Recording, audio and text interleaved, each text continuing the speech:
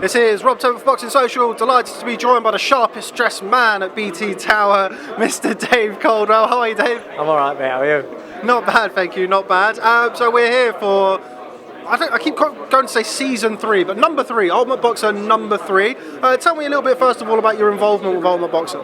Well, I was brought on as a pundit for the first 2. I had a good time, enjoyed the fights, enjoyed the nights, and so I'm here for the series on BT.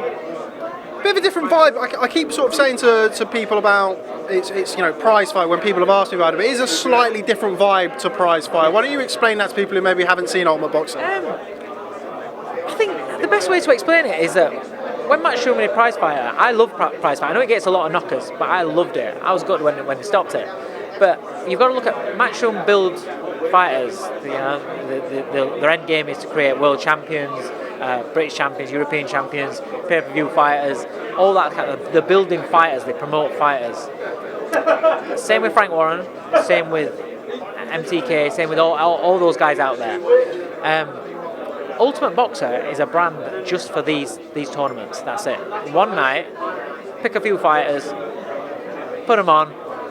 Last man stands, right? They're not competing with anybody else. I think with prize fighter, because they was doing everything else, they're doing all the big world title fights, the big nights. Because they're doing all that, prize fighters was a bit of a novelty, a bit of a break from the norm. It wasn't a priority. So eventually, they probably just thought, well, we'd rather have a Saturday fight night than have a prize fighter night. With Ultimate Boxer, this is their business. This is that's it. There's nothing else. So all their eggs are in this one basket. So they want to create a brand and they want to create an evening where fans, and also what they're doing is they're pulling out fans that wouldn't normally come to a boxing event, wouldn't normally tune into a boxing event. It's a different market. Yes, some of the hardcore and some of the boxing fans will still tune in. Some, because the majority of them won't like it. So you'll get that cluster of people. But they're reaching out to a completely different audience, which more eyes on boxing, the better. I don't care what it is, more eyes on boxing, the better. Now you mentioned that, I mean, I think boxing fans are a fickle bunch. I can say that because I'm one of them. Sports fans in general. Yeah, sports fans in general, I agree. What do you think, you mentioned a very interesting point about some boxing fans may not like this. Why do you think that is? Because it's not 12 rounds of quality boxing, working out game plans and breaking fighters down. It's 3 rounds of mayhem, really. And I think for these nights, I don't want to go to an Ultimate Boxer event. Just like I didn't want to go to a prize fighter event and see some guy trying to outbox another guy. I wanted to see crash bang wallop. I want to see excitement. I want to see knockdowns. That's the kind of fight nights that people that are tuning in for these events want or should want. Because if you're wanting 12 rounds of outboxing and smart, clever skills, if you're wanting that, maybe you shouldn't be watching, because then you're going to watch it and just slag it off. These kids here are kids that haven't got anything to lose because they're not any names. So they don't have anything to lose. So they're completely free to go out there and grab something, make a name for yourself. And that's what this format's for. Now you mentioned that, I think that's a good point. The vast majority, if not all of the fighters on this bill, are very hungry. They're looking to make a name for themselves.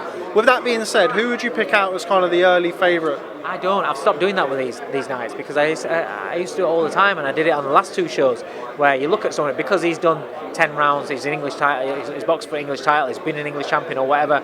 We've got a Southern area champion in here. It doesn't matter. The best way for me to explain it is when you've got a guy preparing for a world title fight. Now I know Froch has done it. I know. I've done it with Bellew. I've done it with other fighters in title fights. When you're preparing for a title fight, sometimes what you do is you'll get 2 or 3 amateurs to come in. They'll do 3 rounds each, 4 rounds each, and for that 3 rounds or so, they can give a world champion hell, and it can be awkward. It can be hard work. The pace can be mad, and they compete and they get out thinking, I've just given a world champion right tough night there. Put him in over 12 rounds and it's completely different. Completely different, that's what I'm saying. Is these kids here, over 3 rounds, is a completely different fight to the 12 round fighters. So it's a different mindset, it's a different game plan, but it can still be a great night of entertainment. You mentioned that, and I put your trainer hat on. You've mentioned you've got a Southern Area champion in Taylor Jones. You've got Grant Dennis, who's boxed for the British. How would you tailor somebody's training to go from fighting 10, 12 rounds to fighting 3 rounds, potentially 3 fights? Well, it's every trainer out there is going to do things differently. I mean, I've never trained a fighter for one of these tournaments. But what you've got to do is not just about the three round distance. You've also got to prepare them that we've got the 3 rounds for that, and then 20 minutes later, half an hour later, or whatever, they're going back in for another fight again. You know, if you're on the bad end of the draw, you can end up fighting, going having a quick breather, and you're back out again later on. You know, before somebody else gets more of a breather than you. You have to manage all that kind of thing. So there's a lot of pitfalls to working on these sort of nights. That's why some guys that you think on paper they're going to win don't, because they've got all that to cope with. You know, you could have an easy quarter-final night, get in a semi-final, it absolutely kill you, and then in the final you've drained. If you have a favourite that has a tough quarter-final and semi-final, it gets in the finals is drained. You don't know how it's going to work for people, you know. And then yes, some fighters are more built to stand and have a tear up for 3 rounds.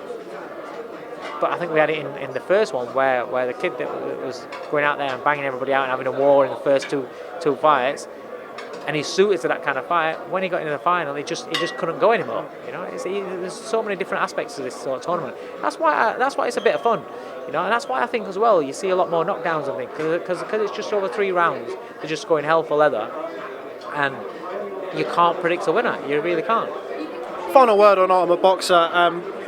Big deal with BT Sport. Yeah. 5 fights, 5 events in the next year. How big a deal is that for Ultimate Boxer and BT Sport? It's massive for Ultimate Boxer. I don't know if it's a big deal for BT Sport. They're in the boxing business as it is anyway.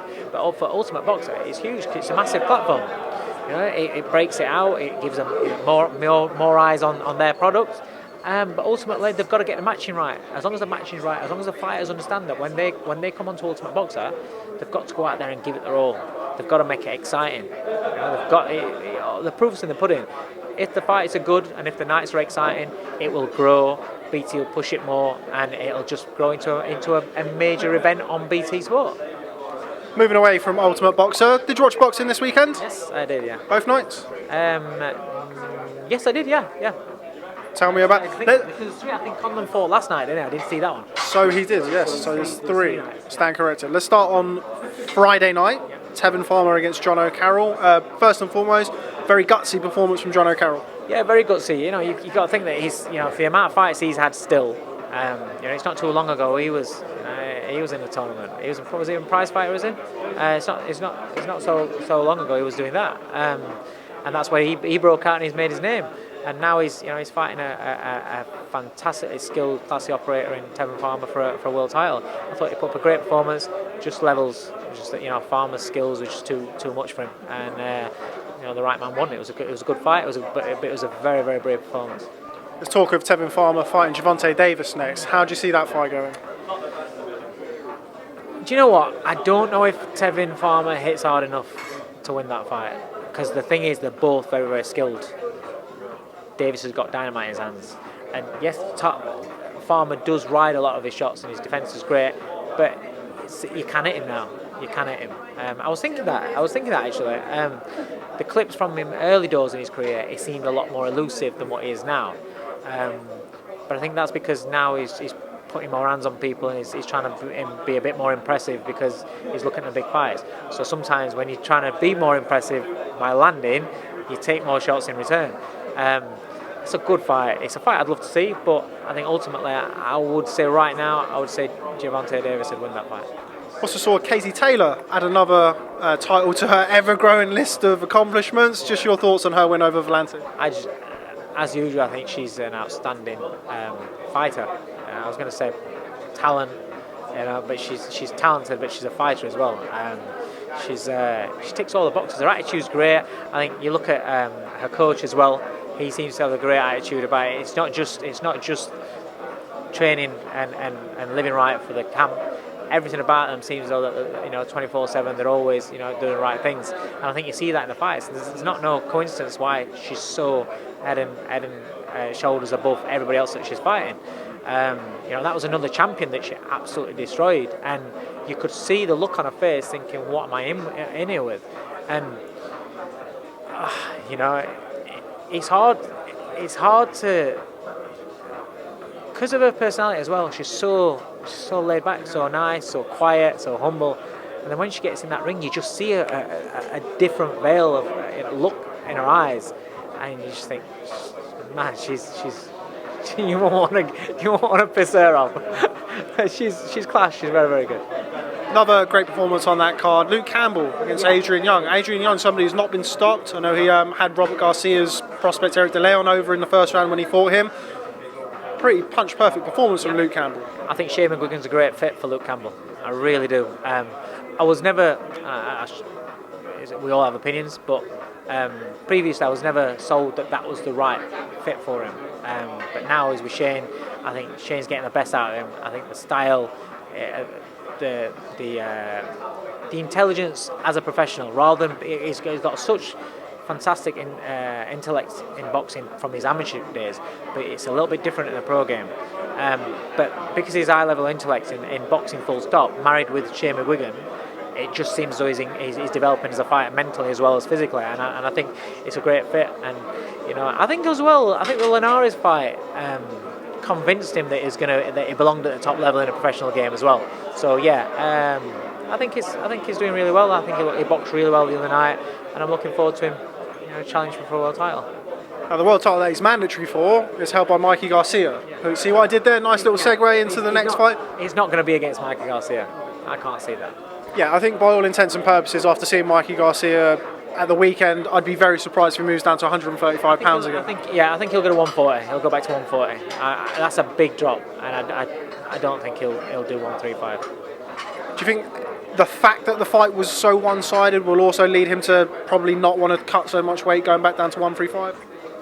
Yeah, possibly. I just think I always felt that 147 was too big for him.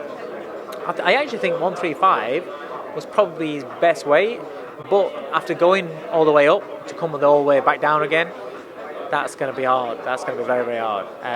So yeah, I would think the perfect fit for him right now would be 140. What did you make of Spence's win over Mikey Garcia? I thought he did what I expected him to do. I said beforehand, people talk about Spence's body punching, his strength and how hard he is. Yes. But people don't talk about how good his jab is and how good his feet are. So because he's not a dancer, he doesn't move about fast. He just takes little steps, and his judging of distance is very, very good. Like I said, his jab's very good. And right from the start, his jab and his feet stopped Garcia from getting any sort of foothold in the fight. So Garcia's then completely outranged constantly. He's not just going to throw punches for the sake of it, because he's going to get nailed with those punches. You can't. People think, I should have just done this. I'm disappointed in Garcia. He should have done this. When somebody in front of you isn't allowing you to do what you want to do, it's so much harder than what it looks on TV. And I just think that you can give away size to somebody that's not on your level skill-wise and ability-wise. But when you're talking about two fighters that are very, very good fighters, good boxing brains, good quality fighters, can both punch, but then you're giving away the size as well, that's too much. Were you surprised that Robert Garcia didn't pull Mikey out of there? Yeah. No, listen, I think I put a tweet out where I said, I get the whole Mexican thing. I get that. But you're talking about a man's life moving forward, his career moving forward. Although he wasn't getting wobbled, he wasn't going all that, but he took a lot of punch, a lot of punches off a bigger man, a naturally bigger man, heavy hands, and it's what that takes away from him for his career. There was a point in the fight where I thought he's lost every single round virtually. He's not got any chance of pulling this round. Why? Just so he can say, yeah, went the distance. Why? If the corner pulls you out, the fighter didn't quit.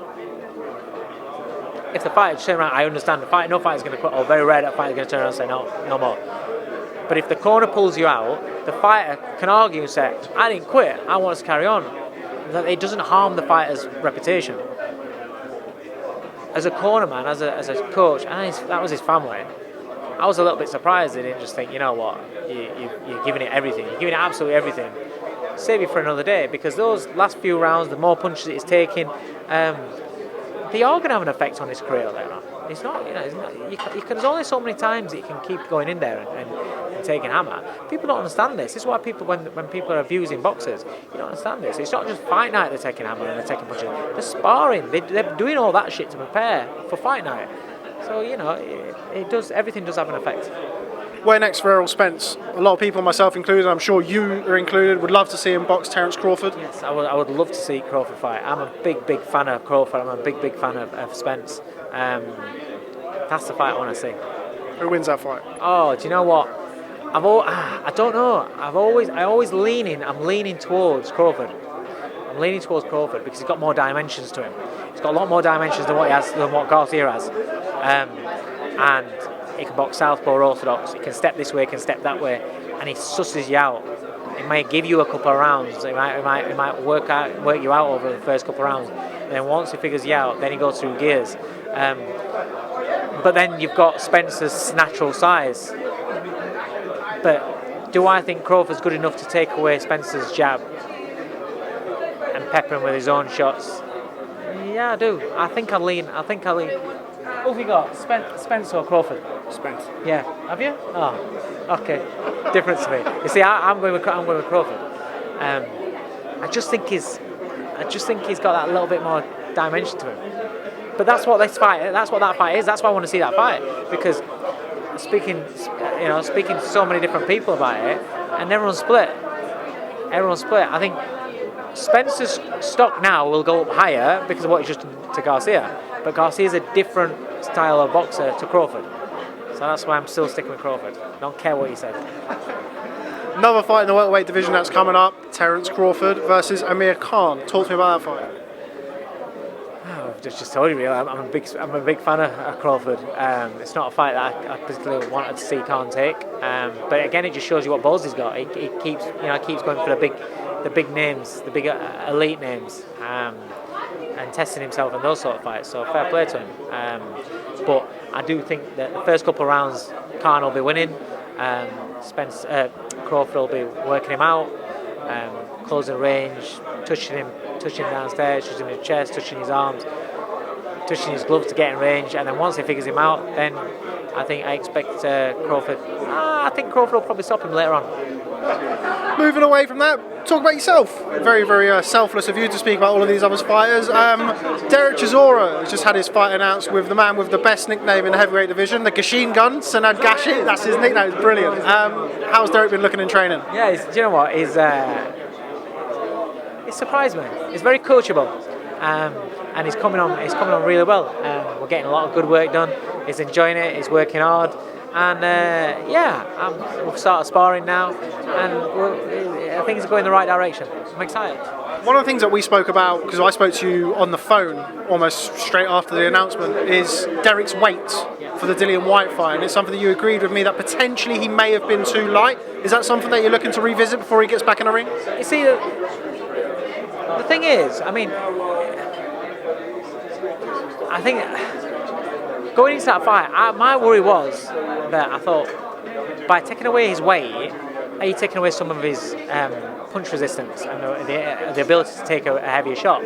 So when Tony moved up to 15 stone and a bit, he absorbed punches better than when he came back down to 14-4. And I knew that, I could see that, and that's what I was worried about doing the fight at cruiserweight. Dereck, I was similar sort of thoughts going into the Whyte fight, and right from round one when Dillian caught with a couple of right hands, it didn't look like he absorbed them like he would do normally. But right now, I mean, he's not as light as that right now, but he's still fit, he's still in shape. And what my thoughts are, but my thoughts might differ to his managers, David Hayes and the guys that are looking after on that side. I think that as long as he's fit enough to do what I need him to do and to go, then he shouldn't really have to worry. I'm not talking about coming in massive, But I'm not really fussed about his weight. I look at him, I look at the shape of it that he's in, and I think, right, I'm happy with the shape in it. We just need to keep getting fitter and fitter, because obviously we're only like 3 weeks into camp or something like that. So his fitness level is going to go up and up and up. But I'm not looking at him and thinking, oh, I need to strip your weight, get you lighter in weight, get you lighter in weight. I'm not bothered about that. But I know that I think they want him to come in a little lighter for the last fight. That's something I've got to see how we go on in sparring, see how he is, and then we'll take it from there. But I'm not a big, this bodies make fights sort of shit at heavyweight. I'm not a big believer in that. It's about your fitness and your strength. If that matches up, then I'm not really asked if he comes in at 17-11 or if he comes in at 18. He's a big man. You don't realise how big he is. It's not the fact that he's tall, it's just wide. He's just wide. Everything about him is big. And he's in shape. So weight-wise, I don't know. We'll see. Bit of criticism about that card. A lot of people not particularly happy. Can you see that? I think the only thing is, because the thing that Eddie does sometimes is he'll talk before he gets things sorted. And he talks it up about being a big pay-per-view event, blah, blah, blah, blah, blah, blah, all these big fights, rah, rah. And then when it doesn't become a pay-per-view event, well, then you can't put these big fights on because it doesn't stack up. So then it goes to a Saturday fight night. As a Saturday fight night, it's a good card. It's a Saturday fight night. You're not paying any extra. It's a good card. So it's all right. It's not special. It's nothing special. But how many times do we see these fights, these shows that don't look anything special? They look good, but then on fight night they're brilliant. How many times you look at card and you think, oh, that's fucking ace, can't wait to see that fight? How many times you get up in the middle of the night to watch an outstanding massive fight between two great fighters, you think this is going to be brilliant, and you get in there and it's like, okay. So Spence-Garcia, it was great to watch if you're a boxing fan, as in a boxing fan, but if you thought you were going to see two guys go, oh, this is going to be a tear-up, and you stayed up for that, you'd be good because how one-sided it was. You can't call boxing, you can't call it, and it's a Saturday fight night. I think it's a good card for Saturday fight night. If it was pay-per-view, then yeah, you can say, oh, shit, but it's not, it's a Saturday fight night, so it is what it is. Just final words. Jordan Gill has been ordered or called for to a British title, been made mandatory for the British title against Ryan Walsh. Is he going to take that fight? We'll see what Ryan Walsh wants to do. Because I know that they've said that they wanted to take a bigger fight. He's defended it about 7 times. I can't remember the last fight that defended his British title 7 times. It deserves a bigger fight. I said that before, and I'll say it now. It deserves a bigger fight. If they can get him a bigger fight, he will take a bigger fight. In the meantime, I'm not just going to put all my eggs in that one basket and say, oh yes, we are waiting to fight Ryan Walsh. We're looking at what I'm doing for Jordan Gill. Before that fight was called for this week, we're looking at plans for Jordan Gill anyway. So I'm in the business of developing Jordan Gill as a fighter and building him as a fighter to the best of his abilities can take him. So if that's the fight that we end up taking next, great, I'm happy for it, because that's going to be great for his development, because Ryan's a very, very good fighter, but I believe Jordan beats him, but it's a great fight for his development. That will make him a much better fighter. Like the Cunningham fight made him a better fighter, then the Doyle fight made him a better fighter, then the Menges fight is going to make him a better fighter, Ryan Walsh will make him a better fighter. Ultimately, that's what I want. I want fights that are going to make him a better fighter. If it's not the Walsh fight, what other names are you kind of looking at? Reece Bellotti's out there? Reece Bellotti has got to come back with something. Reece Bellotti is a fight that I would look at for Lee Wood, who our manager has just won the Commonwealth. But I'm looking at Jordan's top 15 in WBA now, so I want to get him some fringe world class opponents, fringe, guys that aren't world class, but just fringe or just around that level, or faded names, that are still competitive, because it's still about developing. He's 24 years old. I'm not in any rush for him to be fighting for no world titles. It's different when you're talking like Kanzu. I would take that fight because for his development, that's a great fight for him. Gives him another belt, but you wouldn't be forced into fighting Santa Cruz right now. Them sort of fights, I would look at him in a year, back end of 2020. That's when I would look to step him into true world class and top level fights and fight for world titles. But up to then I want him fighting good international opponents that are going to give him good experience, or Ryan Walsh if that's what it ends up being, because that will develop him as a fighter. No, I forgot something. Last thing, Josh Warrington versus Kid Galahad. I picked Josh Warrington to beat Selby. I picked Josh Warrington to beat Frampton. This one, I'm a little bit closer on stylistically, because Kid Galahad's he's awkward and he's deceptively strong, but he does a lot of things that unless Warrington's prepared for, not dirty but rough things. Unless he's prepared for that, then that could be a banana skin. But I'm still going to stick my neck out. I'm still going to say Warrington. Okay, He's so underrated. He's very, very underrated. And I've always said that he's a lot better than what you think. He's not just about work rate. Bam, bam, bam, bam. He's a lot cleverer than what he is. Okay. Well, Dave Coldwell, always a pleasure catching up with you. Nice to see you dressed up for the occasion. Thanks very much for speaking to Boxing Social. Catch up with you soon. See you later. Cheers.